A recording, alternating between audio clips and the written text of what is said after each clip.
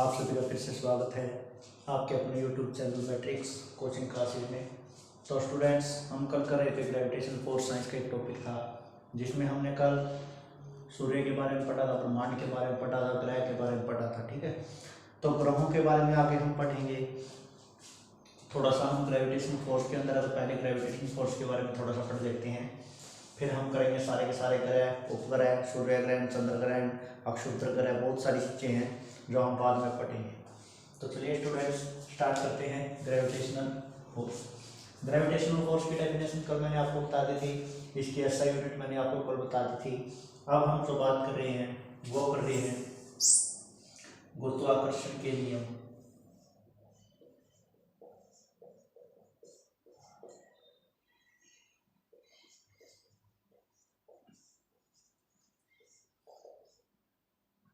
गुरुत्वाकर्षण के नियम।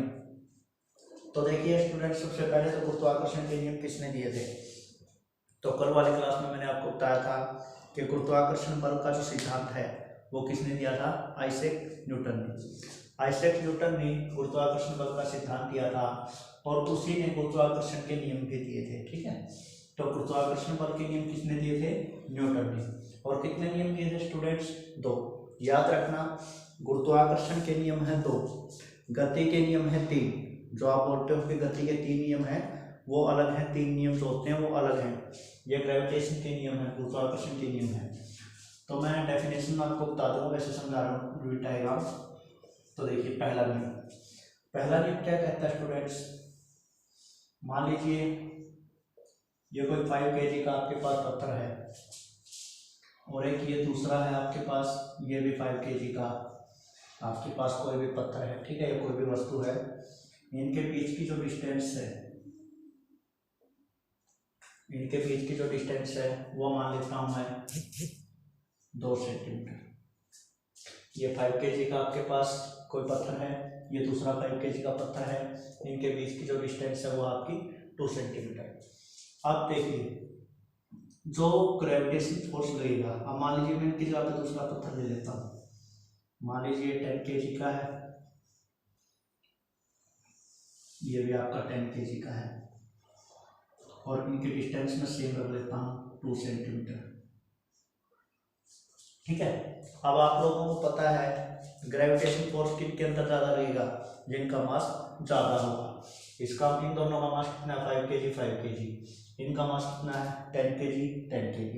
यानी सिंपल सी बात आप कह सकते हो कि जो ग्रेविटेशनल फोर्स है वो बड़ी वस्तुओं के बीच में ज़्यादा लगता है, यानी 2 बड़ी वस्तुएं एक दूसरे को ज़्यादा अपनी तरफ अट्रैक्ट करती है।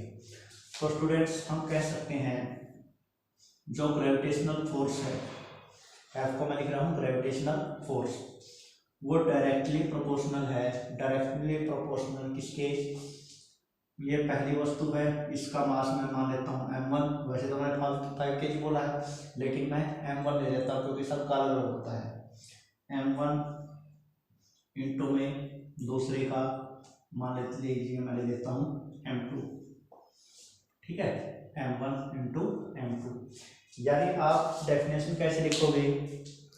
गुरुत्वाकर्षण के पहले नियम के अनुसार 2 वस्तुओं के बीच में लगने वाला गुरुत्वाकर्षण बल उनके द्रव्यमानों के, m से क्या होता है? मास या द्रव्यमान, उनके द्रव्यमानों के गुणनफल के अनुकर्मानुपाती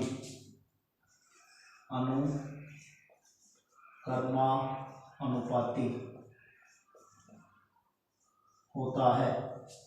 2 वस्तुओं के बीच लगने वाला गुरुत्वाकर्षण बल उनके द्रव्यमानों के गुणनफल के अनुक्रमानुपाती होता है, या आप इंग्लिश में क्या कह सकते हो?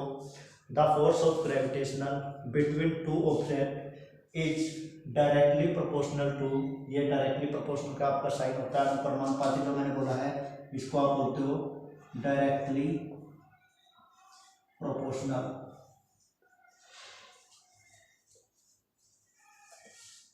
Is directly proportional to product of their masses. Force of gravitational between 2 objects is directly proportional to product of their masses. ये आपका है पहला नियम।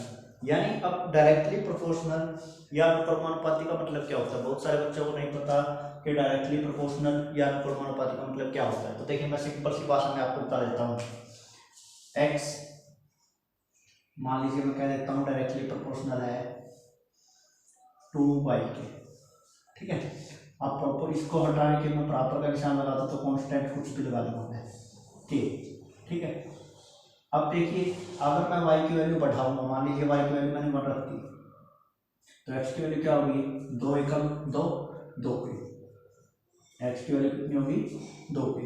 अगर y की जगह पे मैं 2 रख दूँ तो 2 दूनी 4 के, x की वैल्यू कितनी होगी 4 के। अगर y को मैं क्या रख देता हूँ, अगर y को 1 रखा तो x 4 के, अगर y को 2 रखा तो x 4 के, अगर y को मैं 3 रखूँगा तो 3 दूनी 6 के, तो x की वैल्यू क्या हो जाएगी 6 के। अगर मैं y को क्या रखूँगा 3। यानी जैसे जैसे मैं y की वैल्यू बढ़ाता जा रहा हूँ वैसे वैसे x की वैल्यू भी क्या होती जा रही है, बढ़ती जा रही है। इसी का आप बोलते हो डायरेक्टली प्रोपोर्शनल। यानी अगर मैं मास को बढ़ाऊंगा, देखिए पहले यहाँ पर 5 kg था, यहाँ पर 10 kg, यानी मैंने मास बढ़ा दिया तो वैसे वैसे फोर्स ऑफ ग्रेविटेशन भी क्या होता रहेगा, बढ़ता रहेगा। और इसी को हम क्या बोलते हैं कि ये है डायरेक्टली प्रोपोर्शनल। तो चलिए स्टूडेंट्स उसके बाद आगे चलते हैं।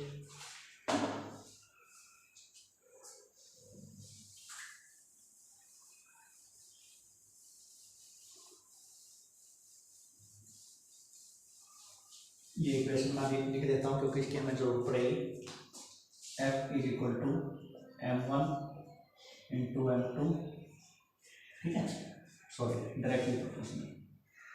F is directly proportional to m1 into m2। Second law क्या है, अब देखिए मैं सिंपल सी भाषा में बात करता हूँ। ये 5 kg का पत्थर है, ये 5 kg का पत्थर है, इनके बीच की डिस्टेंस मैं ले लेता हूँ 1 सेंटीमीटर।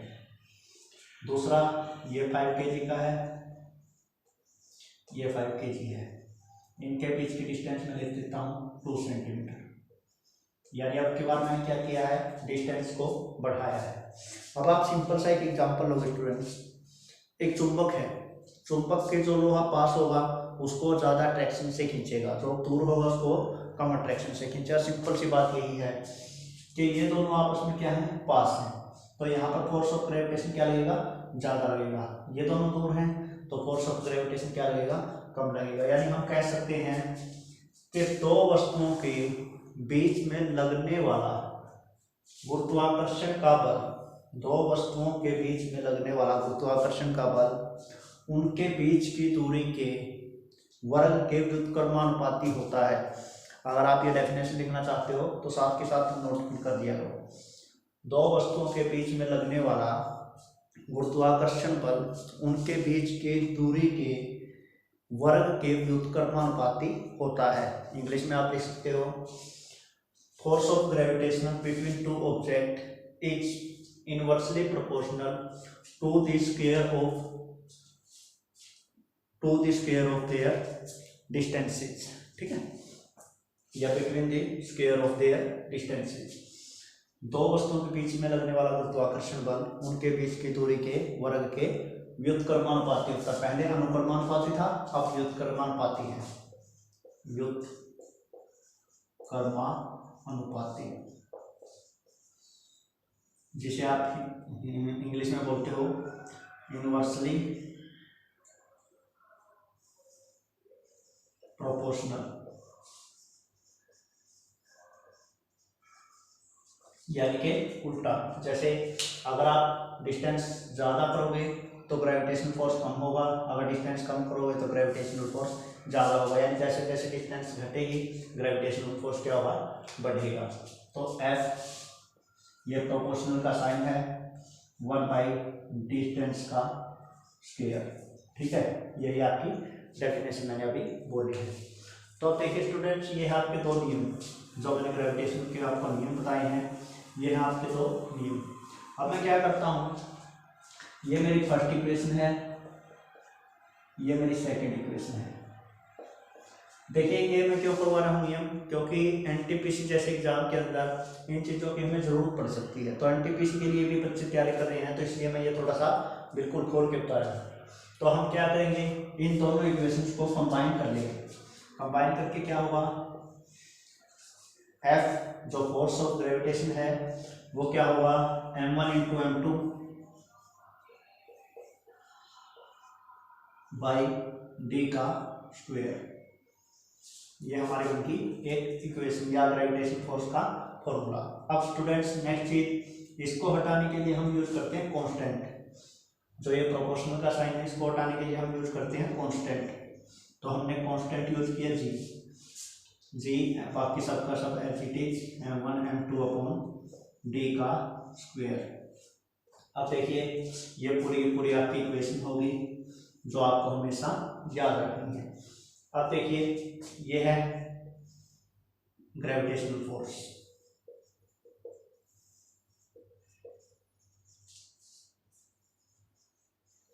यानी गुरुत्वाकर्षण बल। ये है ग्रेविटेशनल कांस्टेंट।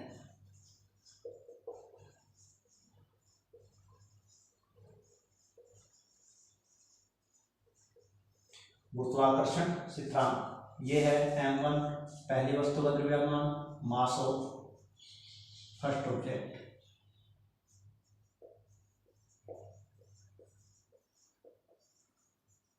पहली वस्तु का द्रव्यमान, मास ऑफ फर्स्ट ऑब्जेक्ट। ये है मास ऑफ सेकंड ऑब्जेक्ट, दूसरी वस्तु का द्रव्यमान। ये है डिस्टेंस